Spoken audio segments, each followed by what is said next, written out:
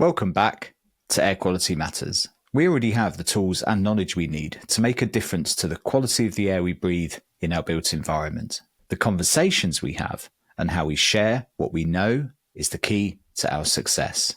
I'm Simon Jones, and coming up, a conversation with Stephan Flagner, an economics researcher on healthy buildings. With a PhD in economics and health sciences and co-author of a recent paper titled 10 Questions Concerning the Economics of Indoor Environmental Quality in Buildings, he was part of an interdisciplinary team of 11 experts from economics, health sciences, and engineering. Their goal was to provide researchers and industry professionals with a comprehensive overview of the current scientific evidence on how and when investments in indoor air quality are economically beneficial. So I jumped at the chance to sit down with Stephan to talk about this critical part of the puzzle of unlocking healthy buildings.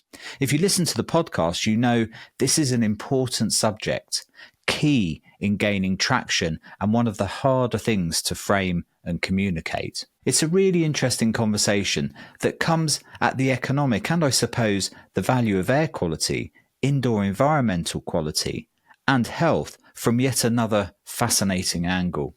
I hope you enjoy the conversation. Please don't forget to check out the sponsors in the show notes and at airqualitymatters.net. This is a conversation with Stephan Flagner.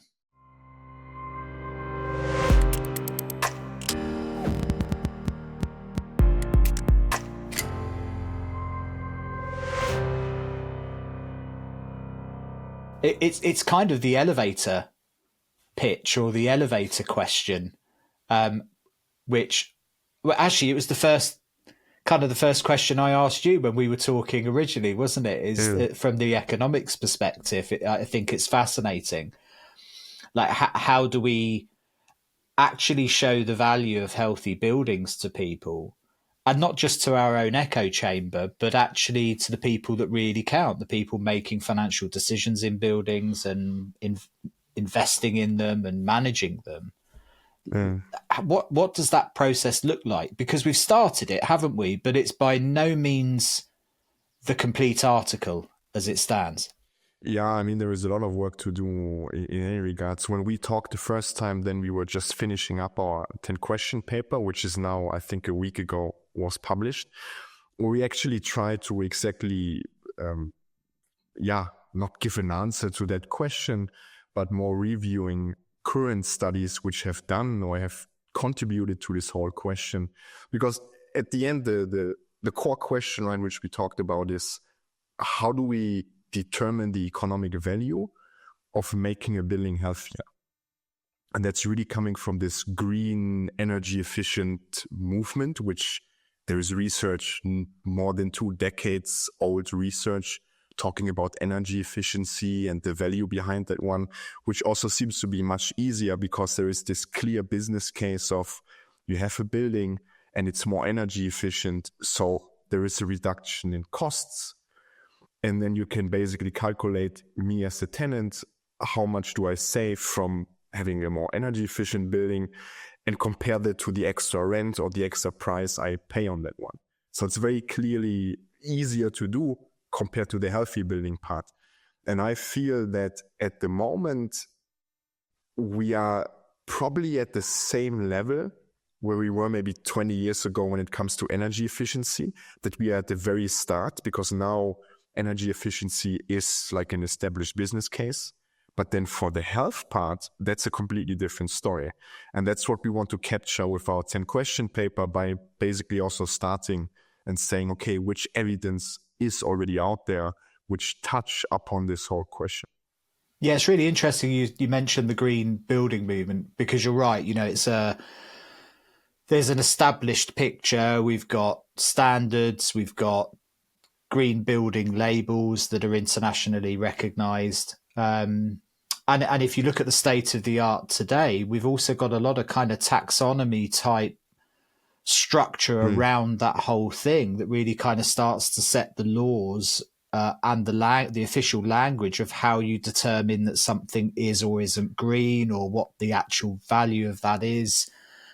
And we're now moving towards even more sophisticated metrics of embodied carbon and circularity, and this stuff being embedded very heavily in legislation and regulation. So it's quite a mature sector in some ways, isn't it? Even though it doesn't seem it when you've lived through it.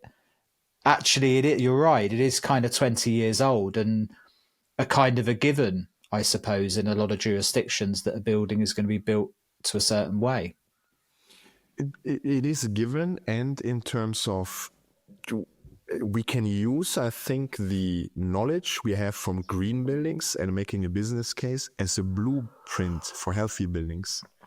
Although I must say, the thing is, like me personally, I see healthy buildings as integrated within green buildings. Because if you make a building healthier, that can also or will have an effect on your energy efficiency to a certain extent, right? So the question is also a little bit, number one, if I make a building healthy, do I maybe have, for some reason, a higher or lower energy efficiency, right? Maybe I have higher energy consumption. And then the second one is this extra cost, which I would put into place, would they be offset by the benefits of a healthy building? But then on the other hand, what I find really, really difficult at the moment is and that's where the whole research is struggling, I think, is how do we quantify the effects of a healthy building? And even if we structure that by saying we have this productivity part, we have the health part, and we have the well-being part. And let's say these are the three main categories which are then affected by the healthy building or affected by having a good indoor environment, let it be good air quality, let it be a thermally comfortable environment. Then the question is, what is productivity? What is health? How do we base metrics on that one? And then the other question is also, what building type are we talking about here? So productivity in a manufacturing hall is completely different than in a service company which has offices, which then again is completely different than in a school. So I feel like while energy efficiency is very clear in terms of who pays the energy bill, who benefits from it, right? When it comes to health, when it comes to productivity or well-being, we first, I think, really need to ask ourselves, benefit for whom? For which stakeholder, right? For the investor, for the owner, for the government. And that also leads to the second question, which is for which building? So I find it much harder to have this one specific framework where we say, this is the economic value of a healthy building, and then apply that to a school or a hospital or an office building or residential building. It makes it much harder. Yeah, I mean, there is a clear distinction in the metrics being human-centered or building-centered. I get that. I suppose when you unpack the energy side of things, there's always been a complexity there as well, and I guess they've struggled with many of the same questions that you have with a healthy building, in that there are split incentives, there are co-benefits, there are macro environmental influences. It's a complex mix. Even energy. Yes, there's a straight line. If I make a building more energy efficient, somebody pays less for the energy of that building. But even those straight lines aren't straight sometimes. Sometimes you just make a building more affordable to heat to the right level. So sometimes you might not actually save any money. You just make a building more comfortable. And we've seen that a lot with poor performing buildings. Actually, the emissions don't go down. The comfort goes up, or the usability of the space changes in some way. So it's important that we don't say it's easy on the energy side, but I think what the energy has always had is some pretty clear straight lines to things like energy savings, to calculating carbon emissions and so on. The cell has always been complicated, and to who, and it's built up a head of steam over those 20 years where increasingly more and more buildings are looking for a certain standard, and now regulations by default are probably where we hoped we'd be 20 years ago. You know, we're building pretty good buildings if they're code compliant.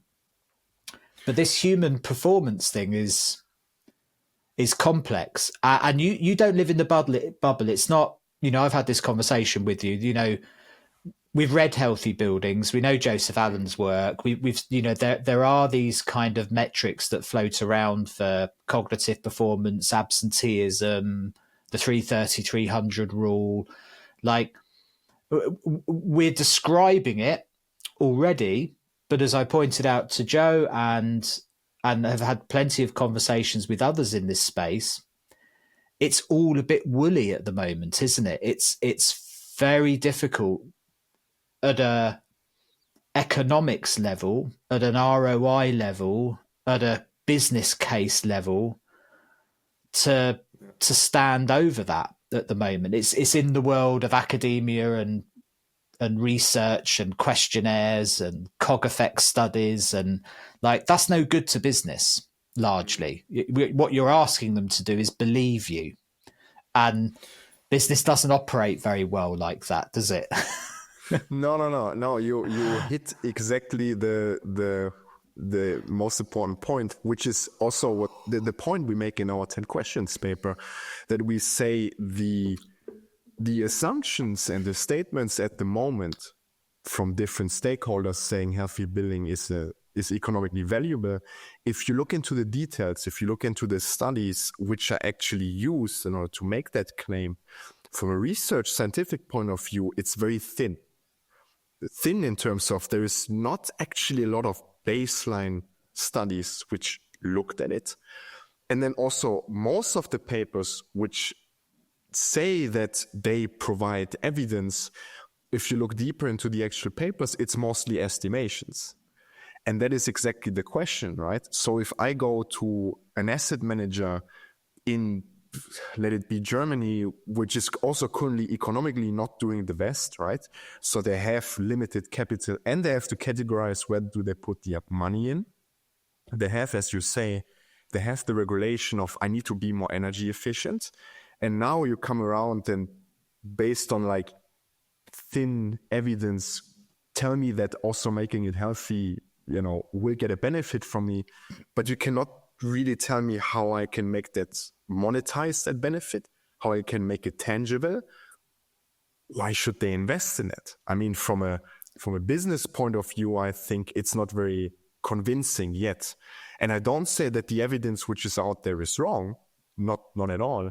It's more that there is not enough and there is so much more which still needs to be done. I mean, 3 weeks ago, there was one paper from Katharina Minkoff and Franz Fürst from University of Cambridge. And that so far is the first paper which looked into if you certify a building for well and for fit well, is there an economic return from that one, which they showed in the paper there is. But they also showed that other factors outside of the indoor environment play also an important role in determining the rental premium, the rental revenue for that one, right? And that I find interesting, but that's like the first paper I'm aware of where I can say they really used empirical analysis and not just estimations. And they really observed the difference between the healthy and the non-healthy building. And then again, It is for the well-certified building, for the well certification. It doesn't tell us yet where this premium comes from, right? Because well entails air quality, thermal comfort, safety and service, making it a movement and making it a building which where people can move a lot. So there are all these different categories, and then again we don't know what is the category which drives this higher rent which we are observing. Yes, but you need to know that for business case, right? Yeah. Let's break down the revenue side of it a little bit. So when we talk about adding economic value to an organization or a building by making it healthy, there's the what I can charge for rent element of it. So is this building, because of the things that I've done to it, going to get a premium over and above the other buildings that haven't?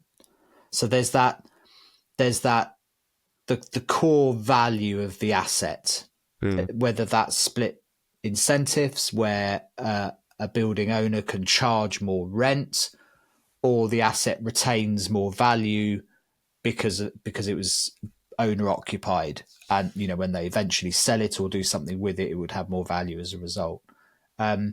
So there's that side of it, and that's probably an easier equivalence, I guess, to the green building movement. If I have a WELL standard or a badge of some description, or it's met a certain code that says this is a high performing building, that's pretty sensible to me. That sounds like a pretty straight line. This is a better building than the one next door, therefore I can charge more rent for you living here. So there's that side, isn't there? And that's pretty straightforward-ish. Yes and no, right? It is straightforward in terms of you do the same which you did with the literature about energy efficiency, right? So you see I have a building, it's LEED certified, it's very energy efficient, I have buildings in the surrounding. So any variation due to the location I control for that one. And I see similar buildings in the surrounding are not certified with energy efficiency. So there is less rent, less price. Now I do the same for WELL. So in that regard, it's very straightforward. But then again, the question is also a little bit, where does that come from? If I, as a business owner, want to rent a building and I have to choose between a WELL certified and a non-WELL certified building, from a homo economicus rational point of view, I would only rent the WELL certified building with a higher rent if I know that this extra premium I pay is somehow offset by some benefit for me as a tenant, right? Yeah. For the energy bill, that is clear, because I say, okay, I pay 5% higher rent, but it's so energy efficient that my energy bill is 10% lower. Simply speaking, I win. But then when it comes to healthy buildings, the tenant will ask, okay, the health or the productivity, what does it mean? And that is also hard to determine. Health is less hard to determine than productivity, maybe, because productivity really also depends on what business are we talking about. In which sector is this tenant operating? What does it mean for this tenant to be more productive? And how does it translate, right? Yeah, and also when we talk about this premium between a WELL certified space or a LEED certified building and something that's not, I think naturally our mind tends to picture the extreme. We've all been in spaces that are just dreadful, right? And you can understand how a beautifully light, well lit, thermally comfortable, lots of ergonomic and access to nature design and all of these wonderful things is going to be a delight and a premium compared to low ceiling tiles, badly lit flickering lights, beige floor tiles. We've all been and worked in one of those spaces. But that's not the choices being faced out there in real estate. You can have two buildings right next to each other, one LEED certified and one not, and both look fabulous. The initial experience of going into a lesser performing building when you're looking to rent and lease that building, it may be very difficult to see. In fact, there might be other things being offered in the less high performing building that you're not getting, or perhaps compromises that you're having to make in the more certified building than the other one. So it's not that, the differences can be quite subtle. So it's not an obvious choice for people. And like you say, if one is charging, I think you put some percentages down there, but 7% rent premium for a healthy building or a high performing building, that could be the difference between choosing one over the other. And then the question is a little bit, and I think the energy efficiency in green building, it has an advantage because it's majorly boosted by regulations, especially in the last few years, right? Yeah. So at one point, the discussion about, do I want to invest in an energy efficient building, yes or no? As an investor, I might not even ask that to myself anymore because I have to comply to new regulations. But that's not seen with healthy buildings yet so far, which is also surprising for me. Because latest after COVID-19, you would maybe expect, at least when it comes to health, some kind of regulation saying, okay, you as a commercial tenant, you as a business owner, in terms of occupational health management, you also have to take care of, for example, the air quality and the ventilation rate there to make sure that you control the sickness absence and the spread of airborne infections of your people. And that is not seen. And that I find very interesting, that from a high-level political point of view, there is a very strong discussion about energy efficiency for good reasons, but there's really no discussion about the health part of it and how to combine that. Yeah, it's interesting what you say there. Have you been able to mentally unpack that, what the subtle differences are from that top-down view? Like you say, some of it's regulatory driven, right? So some of it is a risk thing. Building owners or people making decisions are looking at this through the risk lens. I might come under something shortly that puts this building under pressure. It might be valued less when it goes up for rent, or I might have a requirement for energy efficiency that I'll struggle to meet. There's probably quite a few kind of risk things are coming in from the energy efficiency side of things that aren't yet in the healthy buildings that perhaps should. Is it that kind of thing that you see? Yeah, there is a question of risk mitigation, right? When we talk maybe about health, but then the question is more, is that maybe mainly the case for the very extreme cases? So if you talk about the very bad buildings with very bad ventilation, where sickness absence is really that high that we need to do something against that. Probably for the 80% of the buildings, that's less important. It's also a question of prioritizing. So if my ultimate aim would be that I want to improve the health of my employees sitting in that building because I'm an occupational health manager, right? Then the question is also a little bit, what are the main factors driving high sickness absence? And it could be because of airborne infection, but it could be also because of organizational issues, right? Could be because there is a boss there who is not a good leader or doesn't have good leadership skills, whatever. And that's why the people there are more often sick, because of mental health issues rather than physical ones, right? So then air quality makes less of a difference. So it's a little bit, I miss a discussion of prioritizing that. What I found interesting is, and that is because now I'm an economist, so I'm coming from economics, try to add my viewpoint into this whole healthy building, indoor environmental quality field, which is mainly driven by engineers for good reasons. And what I find very interesting, that if we look at the field of economics and especially finance, since years, since also more than a decade, there is a discussion going on when it comes to ESG, to the environmental, social, and governance part. And E is really what connects to energy efficiency.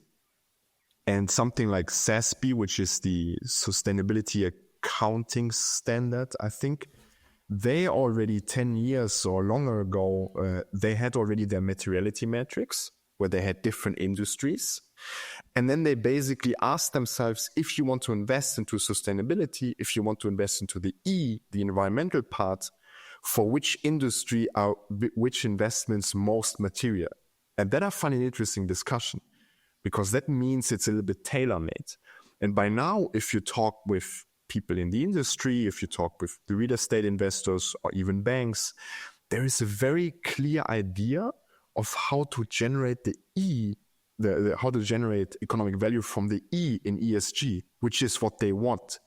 We moved away from the story of you need to invest to be more environmental friendly, but it's a waste of money.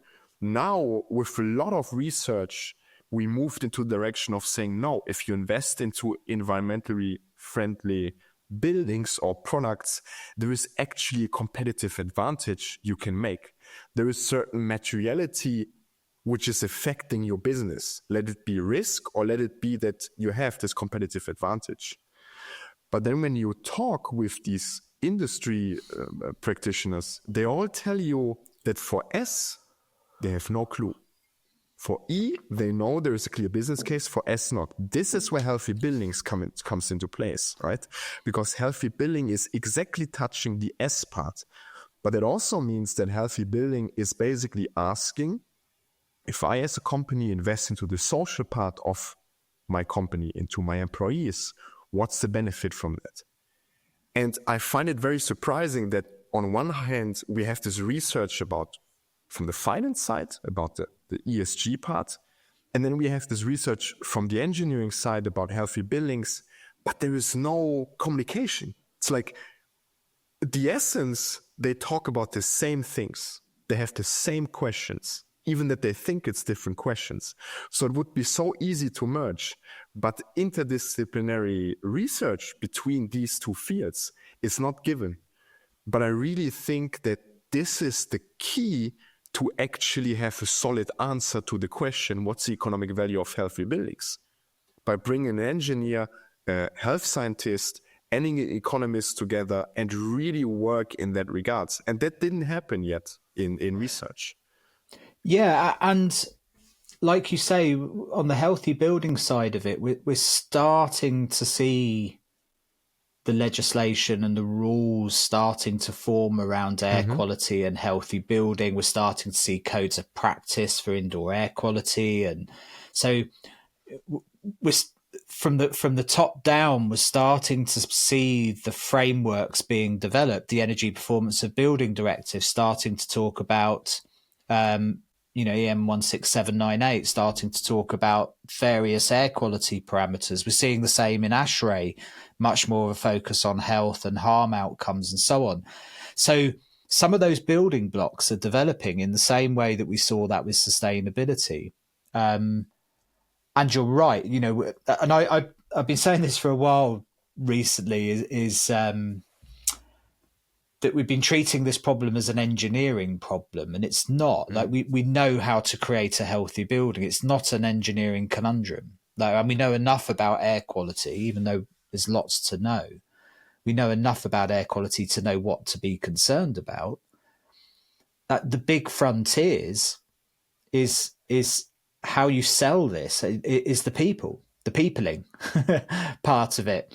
And you're absolutely right. With sustainability, those materiality assessments that are so prolific within the ESG world, where you fundamentally understand at a business level what's important to the internal and external stakeholders when it comes to energy performance.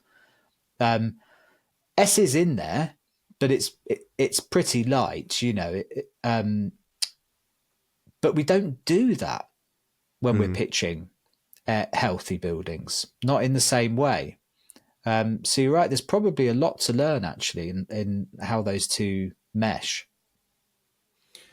I mean, and I have to say that because I come from an interdisciplinary background, right? I was an economist who also worked with human physiologists. So I saw firsthand what I know and what I don't know. But I also saw that at the end, you have two completely different fields, health science and economics, in the essence, talking about the same question in that regards. I also must say that the question about materiality, the question about the cost and benefits, I think is even more important now than it was a couple of years ago. Because after having this move of a lot of companies wanting to do something in terms of sustainability, also promoting their ESG investments, but sometimes also what they call greenwashing, not really being effective there. There is now this discussion going on, especially among large asset managers, like you name it, BlackRock, for example, right? Big pension funds who now need to ask themselves, at the bottom line, they have a certain duty towards their shareholders to minimize the risk and deliver a good return, right? In pension fund is a good example because pension funds need to invest in equity. They need to invest also a small part into real estate, right? So then their question is, how do I manage my risk? Because I have this duty towards the people who pay into my pension fund, because in 40 years when they go and retire, they need to get that money. And I think that is not an hindrance to invest in healthy building, but that's a chance to open up this whole discussion of saying, okay, you as pension fund should invest in healthy buildings because there is an actual return, or there is a lower risk in some regards. There is a materiality from investing in ESG, and you can do it in a way where you still fulfill your duty towards your shareholders.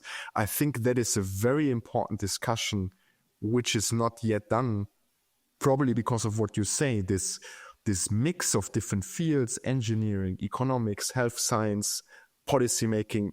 It's not there. There is not enough in research, interdisciplinary research. There's not enough yet for some reason. Yeah, and a lot within sustainability is about, not to confuse terminology here, but materials, about products, energy, resources, that kind of thing. A lot of what we're talking about here is on people. And if we thought sustainability and scope 3 emissions were complicated, you wait till you get into cognitive performance and absenteeism and presenteeism and delight and human behavior and perception and framing and behavior. And like, it's a queer old space to try and quantify.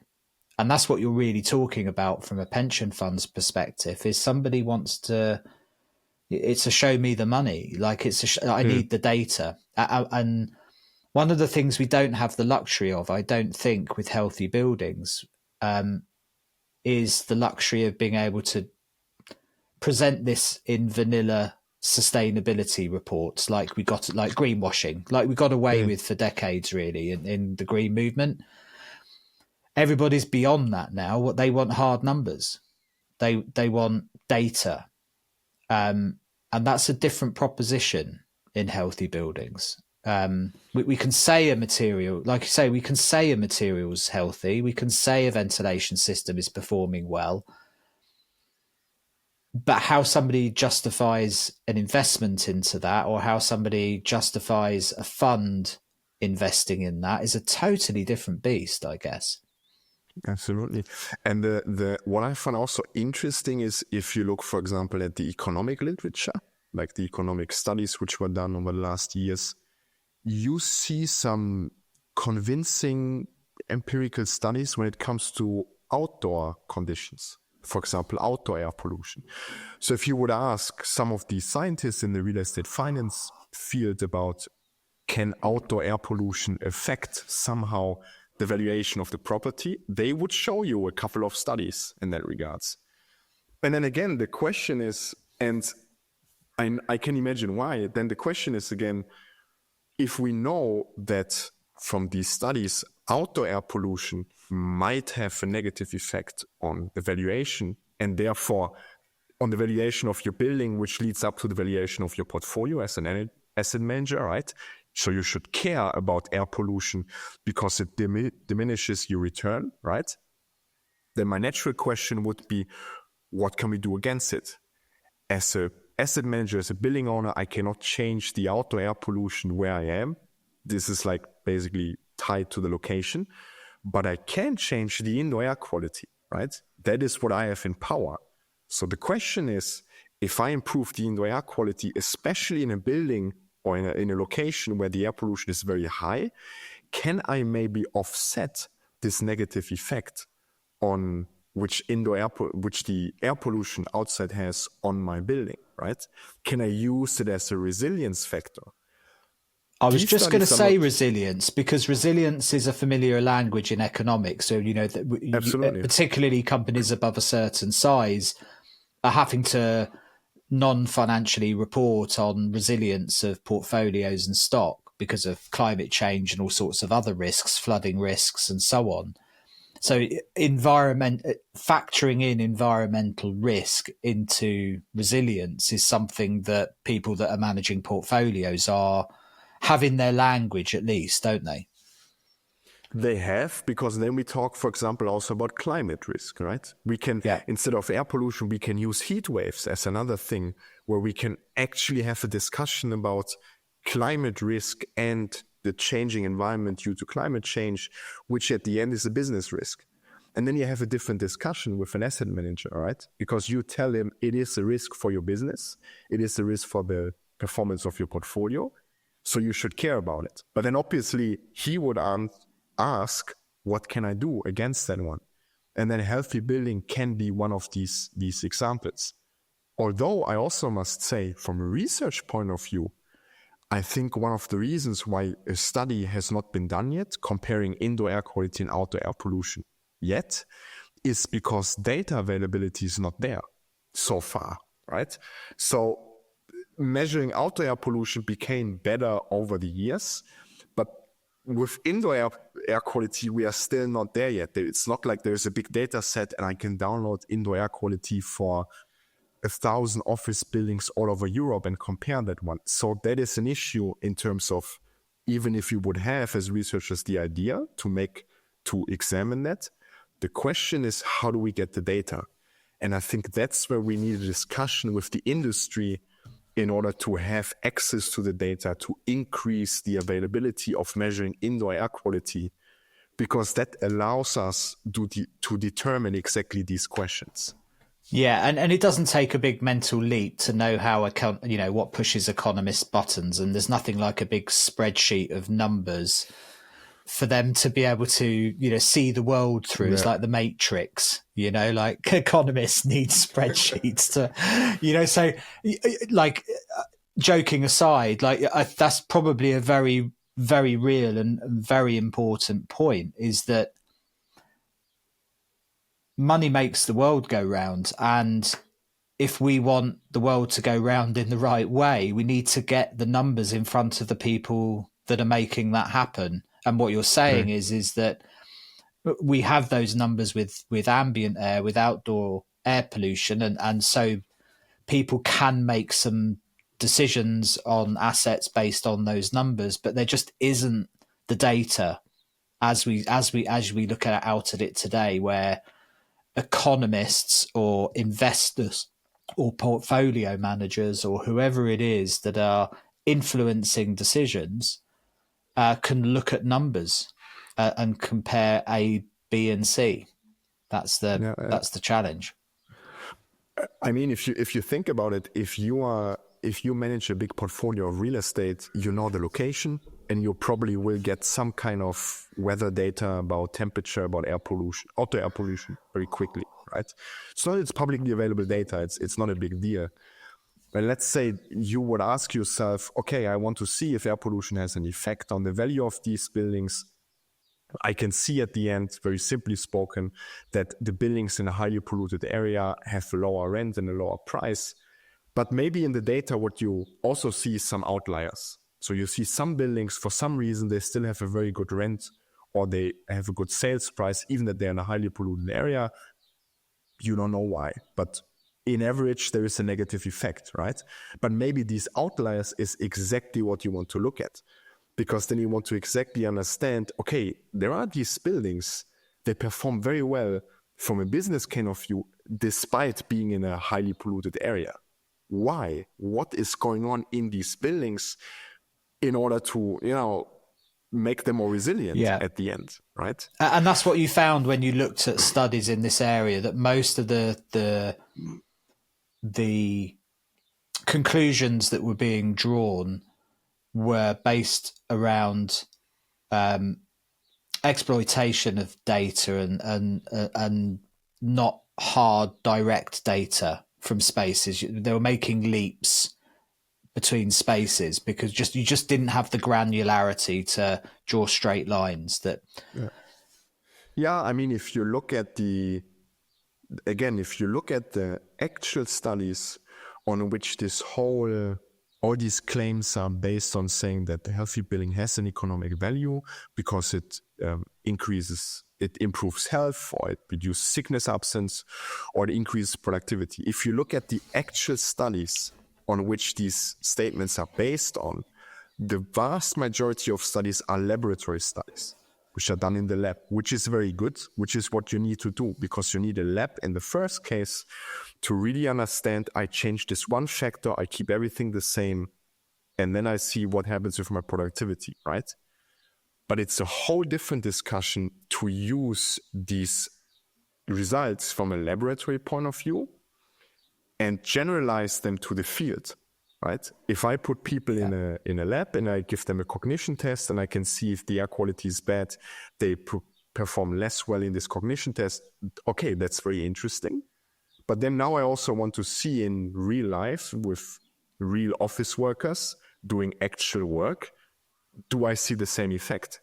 And this is where it's getting tricky, because this is where the question is then again, okay, you cannot give them a cognitive test. How do you measure productivity, right? Depends on the industry again. But this is very essential to move these lab study results and see, can we find them at field studies as well? And I think the key point there is really having a lot of data availability to connect it at the end, because that is, I think, needed. Yeah, so where you lack data on one side, if you can support it with a lot of data on the other side, it makes the interpretations a little bit more easy. Have you seen any interesting examples where these kind of softer benefits are materializing in field studies well? Because it's been hinted at, but I've not seen it practically implemented. Because you can imagine there are certain tasks, call centers and things like that, where in the background you might be able to be making big data observations of how quickly people react to calls or make a decision on something. Or, I think at scale, in a kind of a knowledge economy space, through data, you might be able to capture some of the elements of decision making, risk taking, performance outcomes. Imagine places like the finance world and things like that, where there's a lot of number crunching and investment, and where stuff's all done through software and tools, that you could perhaps pick up some of that information. But pretty much every time I've seen it, it's been somebody has to pick up an app at the end of the day or log on to something and do a Stroop test or something to try and, judge how tired they feel, or whatever it is. It just seems very hard work in the field to be able to actually capture this. I mean, I am aware of some studies who try to do that. There is one study about, I forgot the author's name, but it's a rather old but very good study about air quality.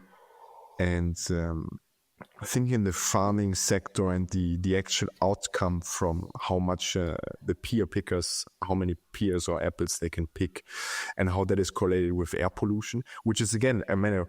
Then we have this discussion also about in a manufacturing setting. It's very easy to determine that. One very interesting study looked at Garmin clothing factory, and they changed the lighting to LED lighting, which then radiated less heat, and they could really see how the actual output of finished clothing parts is increasing because it's less hot. So that's a very clear baseline. And again, because now suddenly I know very clearly this is the investment I need to put in order to have my LED lamps there. This is the energy savings I have.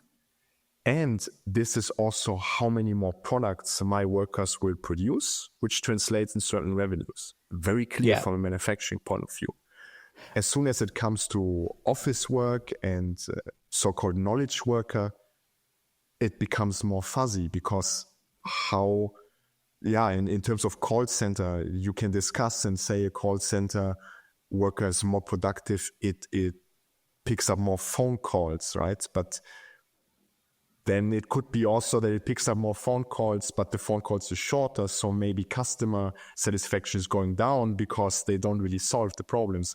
So it's finding the right metrics here. There are some studies who do that quite well. There needs to be done more. Yeah, and to argue a point that perhaps someone like Joseph Allen would make, and in fact he did kind of press me on this when I was talking to him. He was saying, true, but even if we were out by 5%, like if we thought productivity could improve by 10%, even if we were out by 50%, and it's only 5% instead of 10%, the gains under this kind of 330-300 rule are so big compared to reducing your energy by 10% or something that it's a no-brainer anyway. So you can get caught up in the detail. Yeah.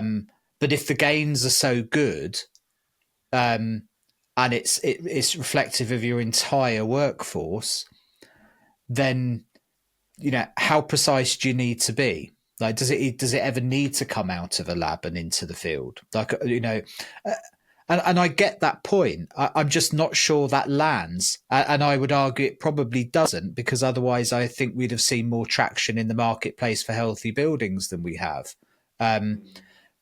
Because I think ultimately somebody's going to want to see a spreadsheet or something at the end of a year to say this was the gain that we got from this measure. And that's just incredibly difficult to determine.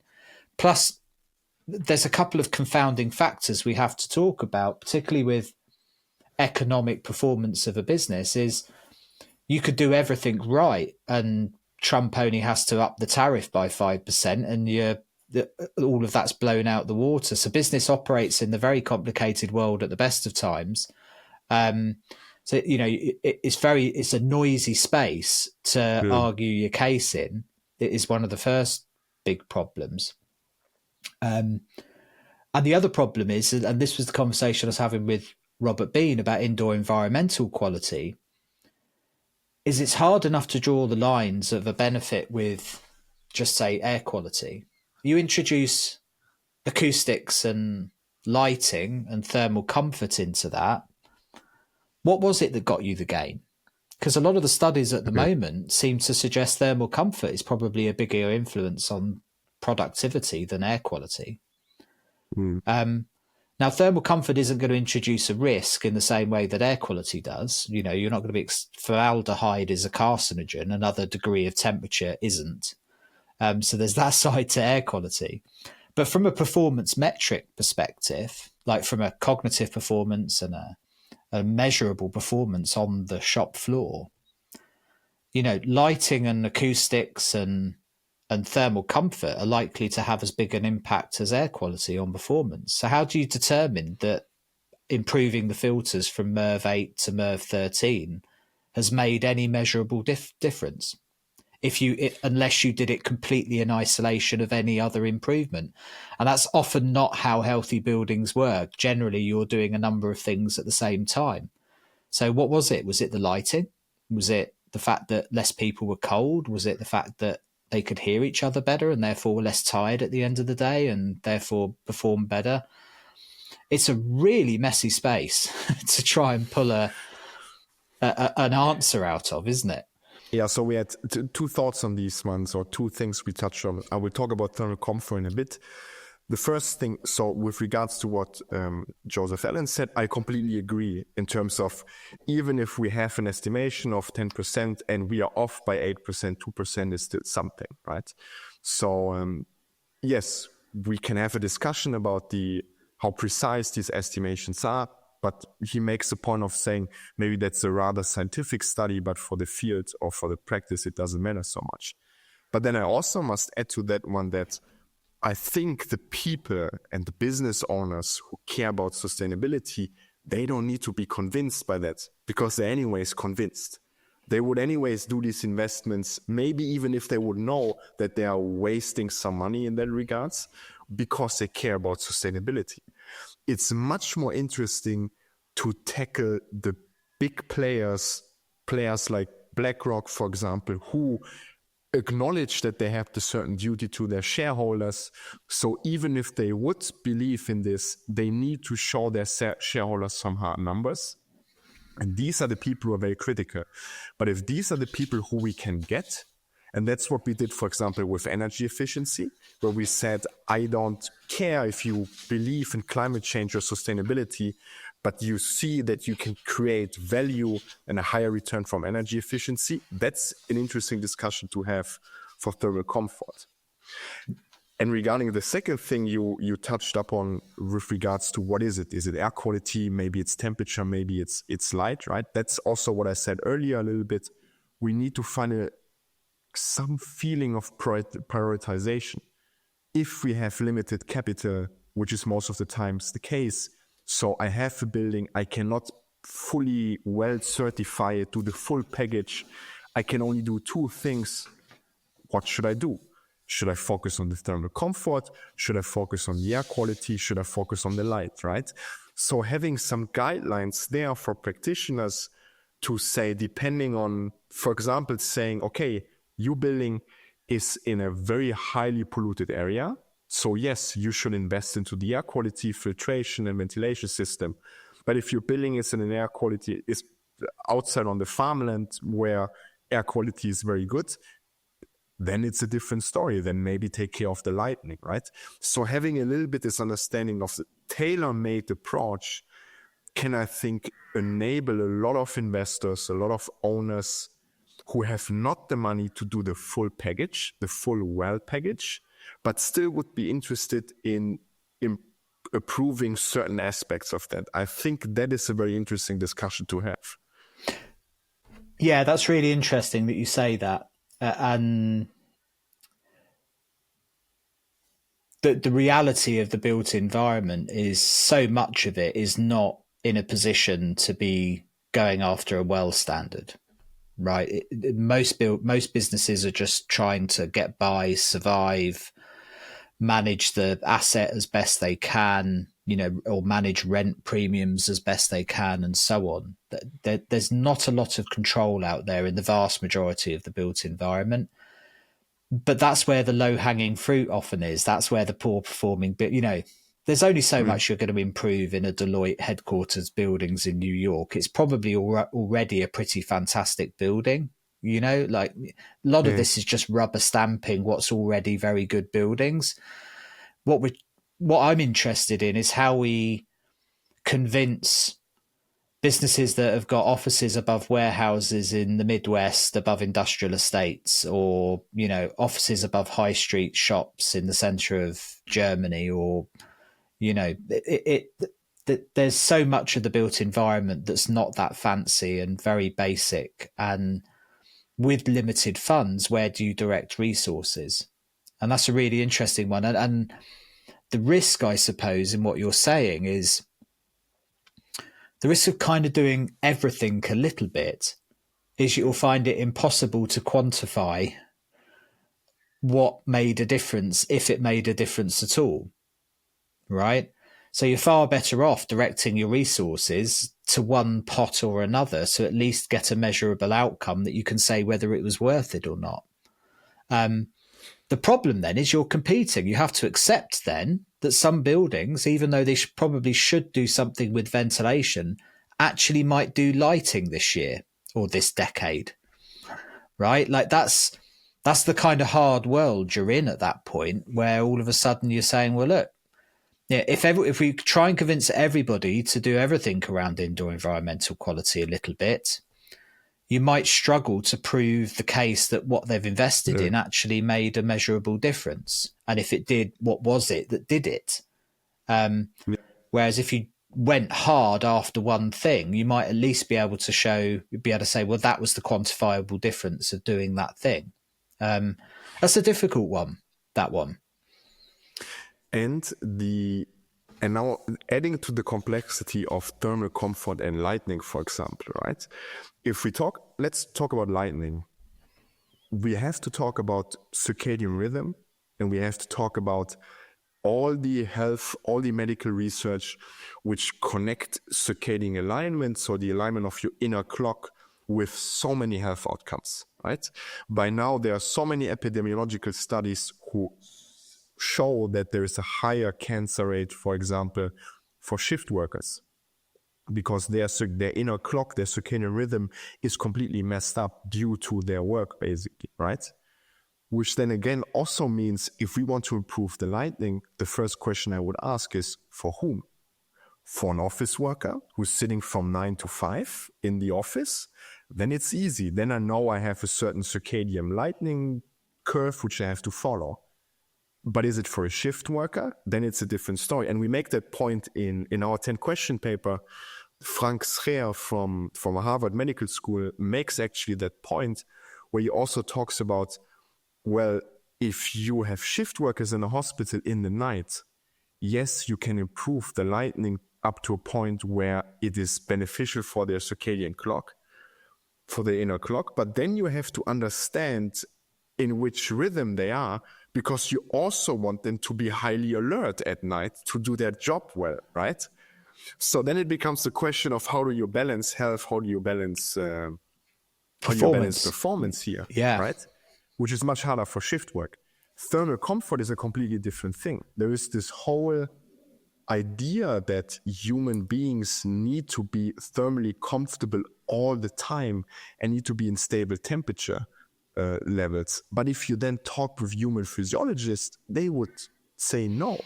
They would say we need to be exposed to a little bit colder or a little bit hotter environments because we need to build up our resilience. There is a physiological acclimatization effect from that one.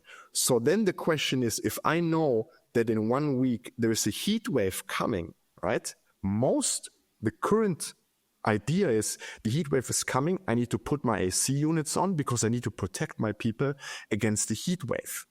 While physiologists and my team in Maastricht, led by Hanna Palubinski, they did this very good work showing that no, you can get people in advance to a heat wave acclimatized to the heat, so that when the heat wave comes, their body can deal better with that. Their body can adapt to that one. So that is a very interesting discussion, making it a more complex problem, right? But then it's for me also a discussion of you can connect it to energy efficiency again.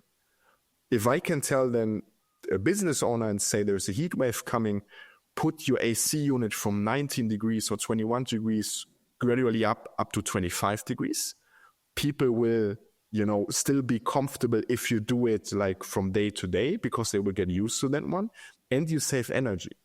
But why is it not done? Because of risk aversion. As a property owner, I rather want to have my people be thermally comfortable because it's way too risky to do this weird experiment where I ramp up the temperature and then I might have people complaining that it's too warm here. And this is like a fear which we need to get out of that as well, right? We need to, and that's again, we need this very good studies. We need this very good field studies. We need forerunners so that we can have a case of saying, look, it is possible. If they can do it, you can do it as well. But it adds up to the whole complexity. While I have you, I just want to briefly talk to you about Ultra Protect, a partner of this podcast.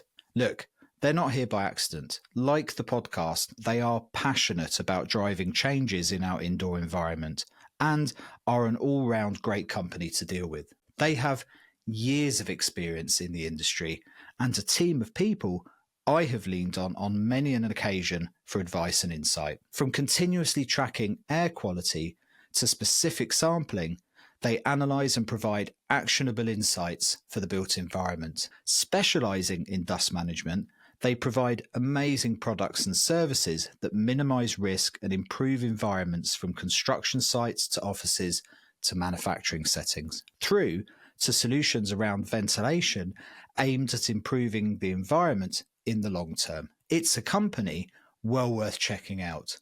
There are links in the show notes and on Air Quality Matters sites, and of course at Ultra Protect UK. Now, back to the podcast.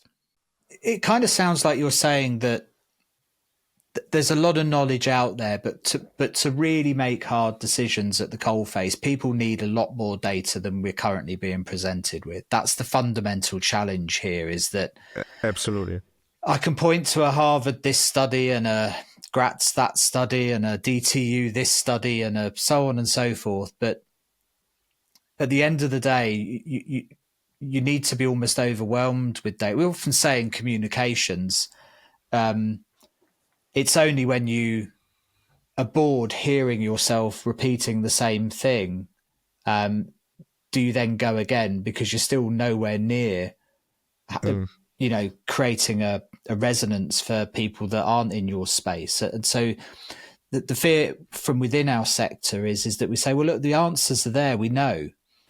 But the trouble is we need study upon study. This just needs to be driven home, and you need mountains of data so that people are comfortable to make those decisions. that it's not just this one study here or that study there, that it becomes irrefutable, really, and obvious. And we need collaborations, right? Yeah. We need an asset manager who says, okay, listen, I have 500 buildings in Europe. I allow you to install some sensors for air quality or whatever, because I want to know, right? I really want to know, is there a business case I can do? And then it's a chicken or egg problem. He will only do it if you can convince him with certain research, right? But you need to do it with him first in order to have convincing research. So this is, and I feel like the whole field of healthy building is exactly at that point. It's a little bit at this threshold at the moment, and it's very volatile what's going on. And in 3 or 4 years, we might suddenly hit it off because then data availability is there and there is a general understanding. Or in 3 or 4 years, we might have the exact same discussions we have now. But I think we are in a very critical point at the moment where energy efficiency in green building was 10, 15 years ago. And that makes the field so interesting at the moment. Yeah. I think we have a lot more examples today than we would have had pre-pandemic. So there are a lot more buildings who have implemented a more healthy building approach at all sorts of different levels. The risk is that we're not capturing the hard data of that. So we're in this period of time, a bit like with the early days of sustainability, where sustainable buildings were being built. Yeah. But we don't have this catalogue of hard data and evidence to see what the outcomes were of those spaces. And that's part of a problem of our sector, particularly in the new building sector. This is one of the comments that Sarah Goodman made on the podcast, is that engineers take the building to the point of it being handed over to the client. And then generally speaking, they run away as fast as humanly possible to have nothing to do with that space, for fear of being questioned about whether a particular room was thermally comfortable or not, or whether that door hinge ever worked, or whatever. You know what it's like in construction. There's, a never-ending list of complaints why a space wasn't perfect. So that it's a space that operates with very few feedback loops of post-occupancy performance buildings, particularly at the human level, at the performance, satisfaction, comfort level, because it's been such a fraught space. I think you speak to most engineers and consultants, they hate occupied buildings. That they're quite happy making boxes that nobody moves into, but the moment you design a box that real people move into, you have to deal with people and their hard work, right? So, but I think what you're saying suggests to me that one of the most valuable things we could do in this next, say, 5-year period, because if COVID hasn't woken everybody up, which it hasn't, I think the general consensus is that was a blip in recognition of the impacts of air quality on an environment. We seem to have fallen back somewhere to where we were pre-pandemic, not quite as bad, but I think people have been generally pretty disappointed with the impact it's had. So if we, in another 5 years, if we want people to be looking at this fundamentally different, it would be great if healthy buildings put as much effort into the post-occupancy analysis of those spaces as they did the pre-occupancy design and spec of those spaces. That would make an enormous difference. And to be fair, we're going to have a lot more building data than we probably did 5 years ago. The proliferation of environmental sensors into spaces is accelerating pretty rapidly. So that I think we will be in a better space, but I think it will be a mistake to stop short of just the building data. I think we should really try and capture as best we can the performance side of it from a human perspective and the financial side of it, where that can be measured, because that's the evidence base that will move the dial in 5 years' time.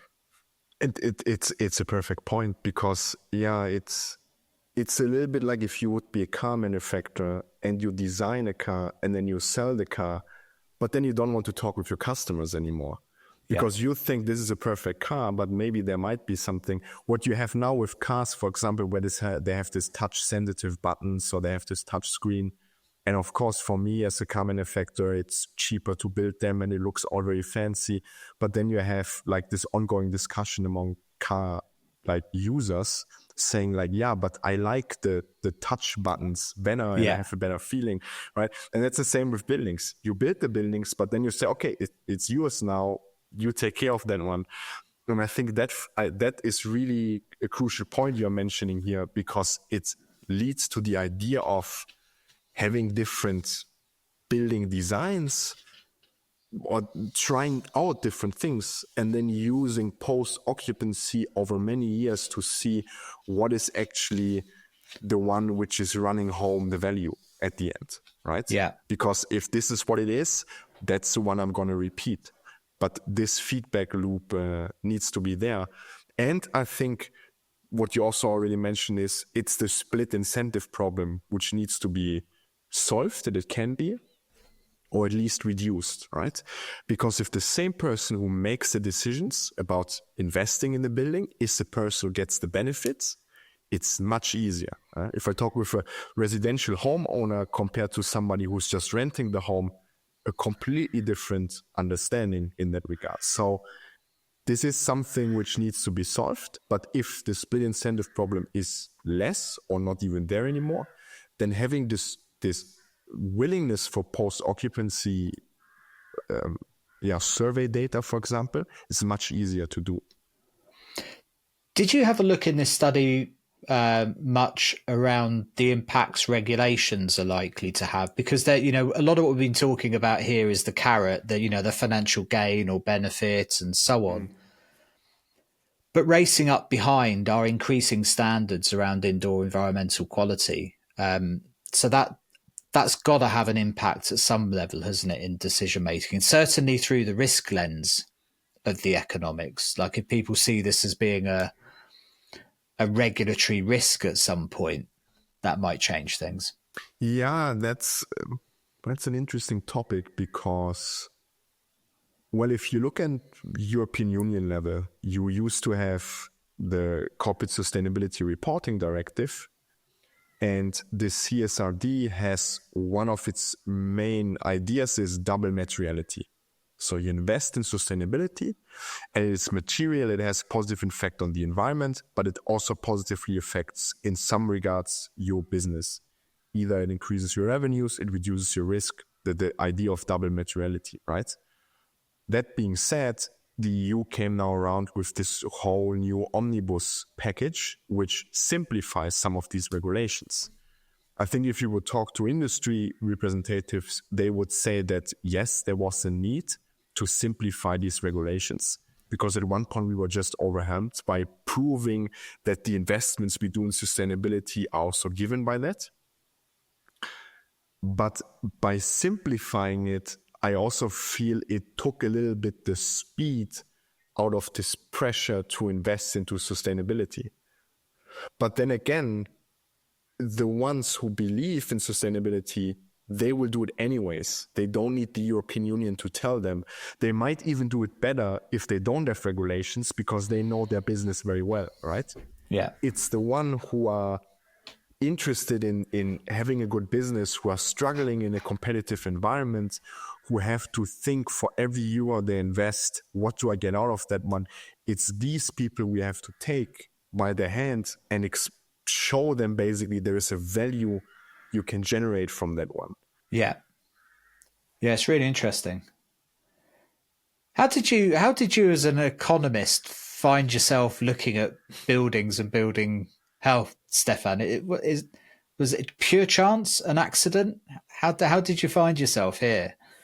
Maybe a mix of both in that regards, but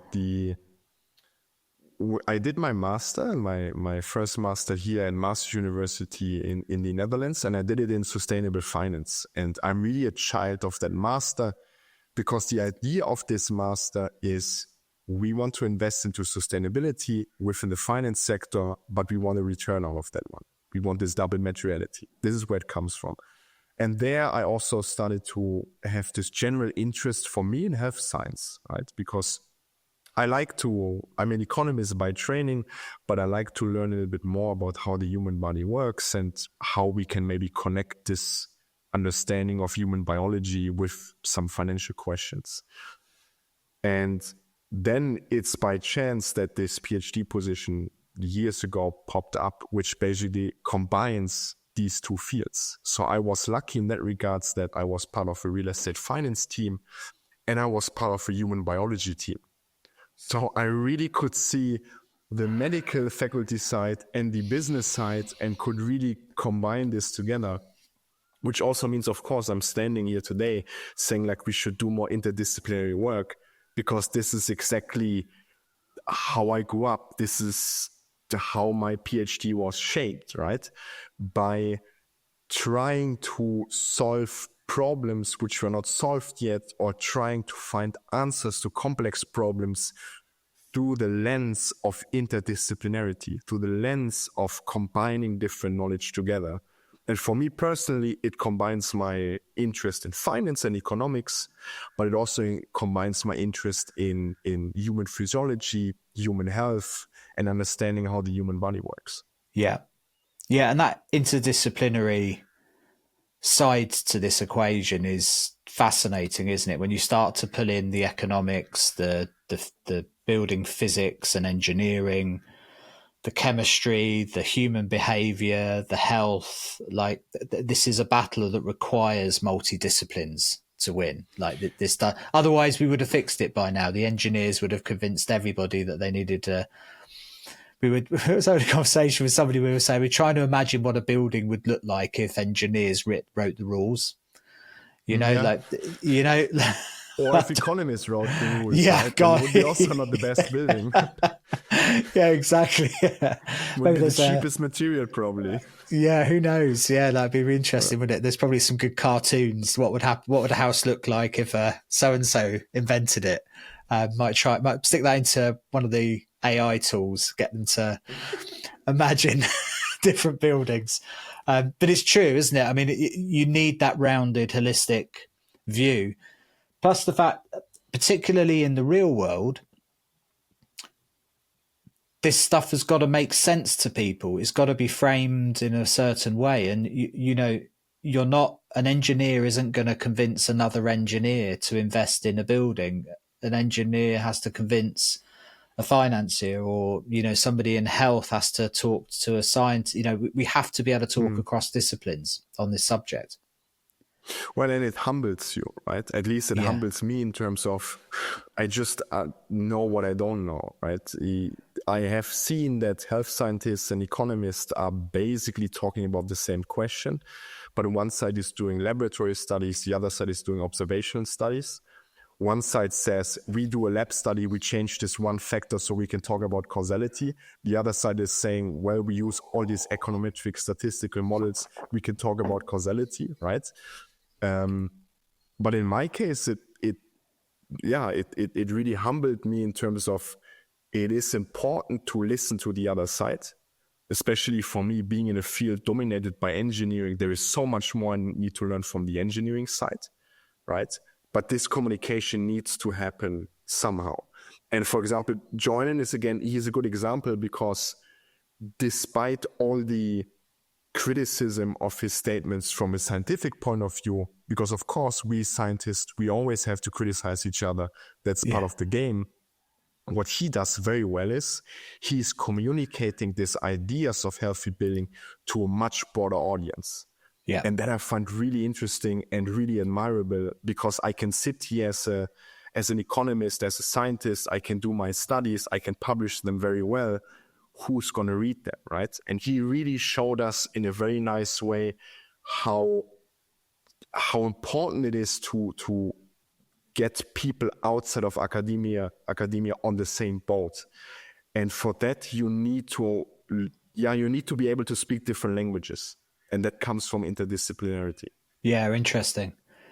And what did you do your PhD in? What was the thesis? Indoor air quality, actually. It was in indoor air quality, yeah. Yeah, so I looked at indoor air quality and how it affects cognitive performance. and I wanted to see what the physiological mechanism is, because there is some papers showing quite convincingly how bad ventilation or high levels of air pollutants is affecting the cognitive performance of humans. But then I wanted to understand what's the physiological mechanism behind that one. Because if we understand what's going on in the human body from a biological point of view, we can discuss about resilience factors, right? As a question, for example, if we would know that people with some kind of pulmonary restrictions, let it be asthma or allergies, right, have a lower resilience and have a much stronger negative effect on cognitive performance when they are exposed to the same air pollutant levels than somebody who's very fit, then we can also have a discussion about, on an individual basis, increase the resilience by making this person maybe be in general a fitter person. But for that, we need to understand the mechanisms. Yeah. And so that was kind of the focus of the work of the PhD. Yeah. That was one focus, to look at cognitive performance, specifically look at students and look at pupils. So there is one study which my supervisors did before, where they had 28 or 27 primary schools here in the south of the Netherlands, when they looked at ventilation rates, and they wanted to see how does it affect the test scores, which it did, right? So they really could make this very strong connection between badly ventilated room, bad air quality, lower test score. And then there was a subsample where we had sickness data. And I used that, for example, because I asked myself, what's the mechanism? Is the mechanism that a kid which is in a badly ventilated room is more often sick because of airborne infections, and that's why it's missing classes, and that's why it is worse at the test score? Or is it maybe that it's still the same amount of time in the classroom, but it can concentrate less well? Because understanding this mechanism helps me to generate an intervention, because one intervention is increasing the health by reducing sickness absence. The other one is saying that, okay, it is literally an immediate effect at the moment of bad air pollutants. So that is one of the examples I did, for example. And were you able to untangle? In that regards, we could see that sickness absence is not necessarily driving this effect. So it seems to be that there is another mechanism which can explain why kids in a badly ventilated room have lower test scores than simply saying they are more often sick, and that's why they just miss classes a lot. Yeah, interesting. And then we did one, which is also interesting. We did one study in here at the university, because then again, we wanted to see if we have the evidence for primary school children about ventilation and test scores. Do we see the same in university students? And there we didn't see any effect on that one. And we assume this is purely because of the fact that as a student, even that you are in a badly ventilated classroom, you are there maybe, in our case, 4 hours a week. And most of the learning time happens somewhere else. So this paper has more of this discussion going on in terms of where do you want to invest your capital the most if you want to improve indoor air quality with the aim of improving the performance of students. Maybe not because you have limited capital, right? Maybe not in the lecture hall where they sit only 2 hours, but maybe in learning spaces in the library where they sit 8 or 9 hours because this is where they do their learning, right? Yeah. Assuming you have limited capital. If you have unlimited, then of course your aim should be to improve it everywhere. Yeah, it shows how complex it is. And, we translate that to the conversation of the workplace in this new modern hybrid working environment. If people are spending 1/3, 2/3 of their time not in the office anymore, it makes it even harder to draw straight lines between a particular improvement in a space and an impact on the business. It's when you get down to the brass tacks of being able to draw a straight line between a particular case and a particular outcome, there are so many confounding factors often that it's almost impossible to do. It's why it's it's almost always at an epidemiological level. This stuff seems to work at the big numbers population level. You can start to draw conclusions, but even at a building level, unless you've got the numbers of people in that space consistently enough to be able to draw solid statistical conclusions from an answer, is it the commute to work? Is it their home environment? Is it the office space? Is it the general mood and sentiment of the economy at the time? Is it, what is it that's driving the performance in that office space? It could be really hard to untangle. Because, and that is again, I come from this idea, also driven by my thermophysiology colleagues, that the human body is more resilient than you think. And I come from this idea of saying, yes, there are negative effects. They might increase with exposure time due to bad air quality, right? But I don't like this idea of saying the human body is very fragile and it cannot deal at all with adversity when it comes to thermally uncomfortable, for example, right? And of course there are, and I might be now a little bit in danger because there are air pollutant contaminants where we don't need to discuss at all about the negative effects of that one, that even at the lowest level, there is already a negative effect, right? Yeah, there's no there's no good level of some pollutants. Yeah, for sure. Exactly. Yeah. That's for sure. That's undeniable. But I rather want to have a discussion about, can we see that somebody who is generally very healthy and very fit is maybe more resilient to certain of these factors, right? So what do we want? Do we want to have the building be very perfect? Or do we maybe want to increase the resilience, the health resilience of the individual, which can translate into other buildings as well, right? Because if we make the building very good and then this person goes home, when the air quality is still bad, then we still have this issue. But if we increase the resilience of that person against certain factors, then I don't need to care anymore in which building it is, simply spoken, because I know it's a higher resilience level. Yeah. Yeah, and the challenge with air quality is there's certain toxicological impacts of certain pollutants that, will cause harm. But of course. But at some level, I mean, let's take the microbiome, your exposure to bacteria and living organisms. I think most people accept that there is a negative impact of being in a sterile environment. So that means at some level, there's a healthy level of microbiome of bacteria and viruses and so on in the air, because if you don't have that, you don't build up a resilience. So it's not a zero-sum game with some pollutants. So I was just recording one of the One Take podcasts there this week, and it was about the incidences of childhood asthma depending on the exposure of the mother to air pollution.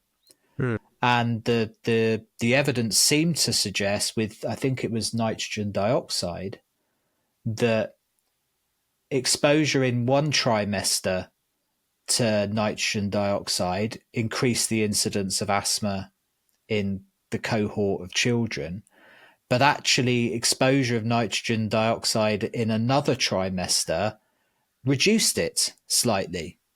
Okay. Which said there might be something really complex going on about how, that fetus is developing resilience to something because of exposure to a certain pollutant. So, I don't know. I imagine it's really complex that there, even though there are some pollutants that are carcinogenic or that, you can say there's no safe level of exposure to, there may be some other pollutants where it's not quite as simple as that, and it gets really complicated. But here we're talking about long-term health and well-being and chronic effects of exposure, which is a different conversation often than what we're talking about when we're trying to say what's the financial benefit or what's the economic case for having a healthy building in the here and now. Because whether we like it or not, businesses working on annual reports and 5-year business plans, they don't work in, well, maybe pension funds, you could argue, are kind of looking at a longer term, but we're not often looking at the same time frame as we would do chronic disease or something. Yeah, plus then again, the split incentive problem of who bears the cost, right? I mean, it's undeniable that as a business owner, if I have an office and my employees spend a majority of their lifetime in that office, I should have, or I have a duty to provide them with a healthy space. That's completely undeniable. But then again, is that happening in the real world? Ask occupational health managers, right? They mostly only intervene, I guess, if it is becoming really bad. And this is where regulations come into place again, right? Because as a policymaker, I would need to understand what is the cost that my people are in buildings with bad indoor air quality. What is the cost on my healthcare system, right? And then instead of pumping the money into the healthcare system, I maybe have my subsidy to help my building owners to improve their indoor air quality, and I solve the problem before it even starts to become a problem. Yeah. And that's a discussion which is often not done in that regards, where we as researchers can contribute to that one by also having studies which do this prioritization, which talk about which of the changes is really the most contributing to my actual outcome, right? So this paper that was published, I was reading it there yesterday, that's 10 questions on the economic impacts effectively of healthy buildings, isn't it? Is this work you're continuing to do? Is this research and work that this a continuing focus for you? 100%. I mean, the 10 question paper was for us basically the start. And for us in terms of it's me and it's 10 other authors because of this idea of interdisciplinarity, right? I knew that I cannot write it by myself, but I knew I can have a much better paper if I bring experts in different fields together. But for me, that paper is the beginning starting point. So now I know what is out there in terms of evidence, what still needs to be done. And from that, I hope that I, but also other researchers can now use that paper to build up their research. The second idea of that 10 question paper was also to give practitioners a good overview. And this 10 question is a really nice format because it's easy to read in that regards. You can skip the question you're not interested in. But I hope that also practitioners who want to understand a little bit more, what is a healthy building? What can I do? What are the mechanisms behind it? Can also use this paper to read over it. And then let's see. I hope then in the next few years, I can build up my scientific pipeline based on this paper and what I've learned from that. So from your perspective, because I think it's been interesting. A lot of the people that I've spoken to have generally looked at healthy buildings from just purely a health and well-being and health impact of certain air pollutants, or from an engineering perspective, the effectiveness of certain solutions and so on, and byproducts and all of that stuff. And then you've got the industry side, which is trying to sell this concept of healthy buildings, whether you're an IoT manufacturer, you're a healthy buildings label, you're an engineer or architect and so on. But I think this is the first time I've spoken to somebody from a purely academic perspective that's looked at this in the round from an economic perspective. And I think it's a really interesting take on it, because you've looked at this through a lens of not necessarily trying to sell it, but understand its value. And there's a distinct difference there, I think. When we're selling an idea for people, we're telling a slightly different story than when we're trying to understand the value. And I think that's what's been interesting about this. I'm not sure if I can reach that ambition, but my ambition would be to go to the most conservative German asset manager you can find, who has never heard about LEED or WELL or whatever, and he really doesn't care about it, but is conservative in terms of a very good business owner, because it's a family business. He's running that business and his family for many, many years. He has this strong incentive of, I need to run good as a business because I need to keep my people employed, right? This is a person I want to talk to. This is a person where I want to show, okay, listen, you need to invest into the indoor environment or healthy buildings because you are conservative and there is a certain risk or there's a certain value which you can generate in a safe way. That's for me interesting. I don't want to necessarily go to Deloitte, who has their Amsterdam building, the edge, because they did it already. They're fine. They also have the money for that one because it's the big companies, right? Yeah. The family offices, the mid-sized businesses, the ones who have so limited capital that they really have to be focused their investments. This is the interesting part. And I think these are the people we need to get, right? And this is also the bigger impact in that regards, because most of our working population is not working for Deloitte and the other big four. It's working for the small, mid-sized companies. And it's a hard question to answer, I guess, but do we have the information today to be able to present the hard numbers to that conservative business owner and make a strong enough, purely objective business case for him to invest? And if we don't, what building blocks do we need to concentrate on to get there, do you think? From an economist, conservative, I think we can all picture the kind of business owner you're talking about. If we don't have it, what do we need to get there? Yeah, that's a hard question. I think we are on the way to getting there. And again, I think about the book from Joe Allen, which sells it very nicely and explains very nicely the different aspects. I think about the very new paper from Katharina Minkoff and Franz Furst about the rental revenue increase due to well-being. We are getting there, but we are not there yet. I think we are at the very start. And asking the question, what's missing for him? So you like you say, you can present the framing, I think, like the concepts there, and perhaps even some case studies, but perhaps not his business type.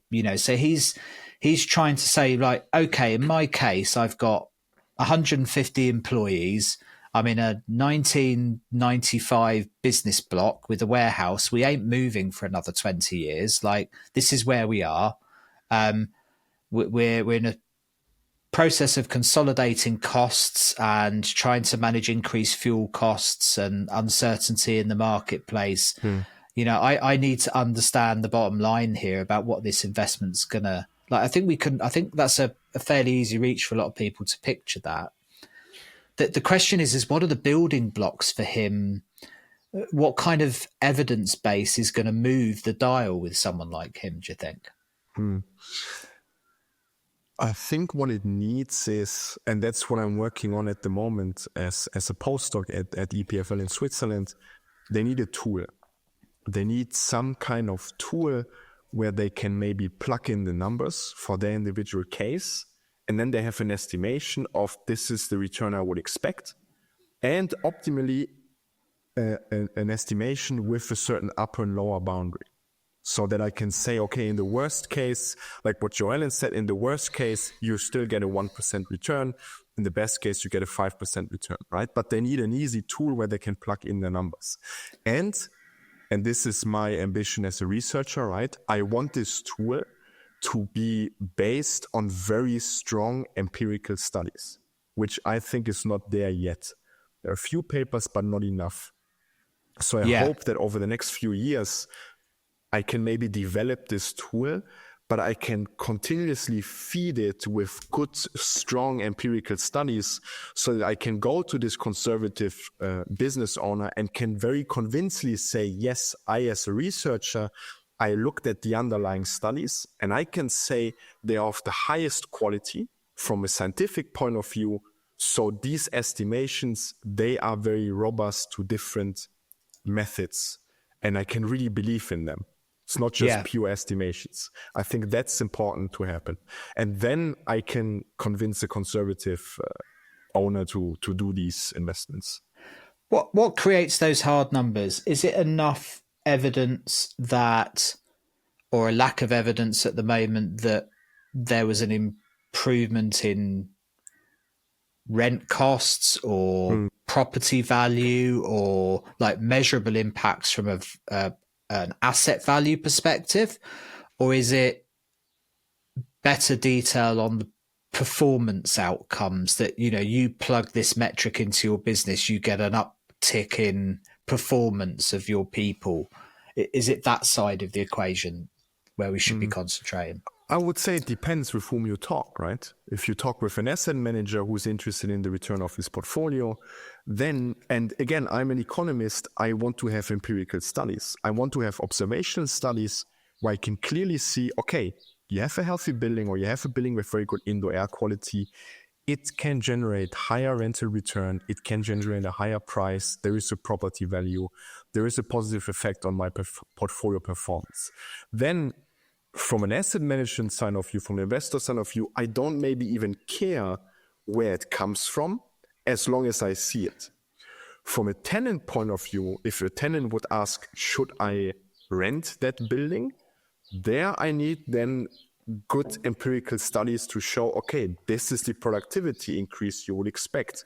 This is the decrease in sickness absence you would expect. And I think when we talk about, I think the research about air quality and sickness, airborne infection and health, I think that is very strong evidence. And I think that can be the first thing which we can very strongly lead to a business case. Because if you think logically, if my people are more often sick, I pay them salary, but they don't generate an output, right? Or I can go to the health insurance and can say, well, I can invest into this new ventilation system. I decrease the sickness. Maybe the health insurance would even chip in some money, right? Because then my people are less sick. I think productivity is still hard because it's so individual based on the business case, but sickness, absence, and health, and connecting that to air quality, I think there we are so far to make a very strong case and then translate that. And then every business owner can calculate it basically. If I as a business owner know in the worst case, sickness absence goes down by 10%, in the best case, sickness absence decreases by 10% when I have this ventilation system. In the worst case, it's 2% still. I use this 2%. I use my average salary, which I pay to my employees, and I can see what can I save basically from that. Is that more than the investment I put into the ventilation? That would be a simple example. And I think that could be convincing enough in that regards. Yeah, really interesting. Stephan, it's been brilliant talking to you this afternoon. It was a fascinating conversation the first time we met, and it's continued to be so. I think it's a real frontier of this field. I think it's really interesting from its multidisciplinary aspect. We talk a lot about joining up engineering and health and social sciences and so on, but also the other direction. We need to understand, like, these are buildings have value, they have people in them. We need to figure out how to frame this so that people can make decisions on it. So we'll put a link in the show notes for the 10 questions paper. It's really interesting. I think a lot of people will find it fascinating. And we'll put your contact details and so on through LinkedIn for people who want to keep in contact with you, because I'd say it's an area, one to watch and an area to keep an eye on. Thanks a million. Yeah, thank you. Thank you for having the time to present my work. Although I was very critical, I didn't give you the golden answer here. I hope that maybe in a couple of years we can discuss again the actual golden answer to all the questions we raised today. Yeah, no, absolutely. Both of us, I think, have spoken previously that this is just one element of it. There are a lot of co-benefits to improving buildings, particularly air quality. But on this particular point, it's one I know a lot of people struggle with. So the more information we have, the better it is for everybody. Stephan, thanks a million. Really appreciate your time. Thanks for listening. Hold on a minute. Before you go and shoot off or onto the next podcast, can I just grab your attention for 1 minute? If you enjoyed this episode and know someone else you think might be interested in this subject, or you think should hear the conversation, please do share it. And let's keep building this amazing community. And this podcast would not be possible without the sponsors: ACO, Erico, Ultra Protect, Imbiot, 21 Degrees, Farmwood, and Eurovent. They're not here by accident. They care deeply about the subject too. And your support of them helps them support this show and keep it on the road. Please do check them out in the links and at airqualitymatters.net. Also, check out the show on YouTube with video versions of the podcast and more. See you next week.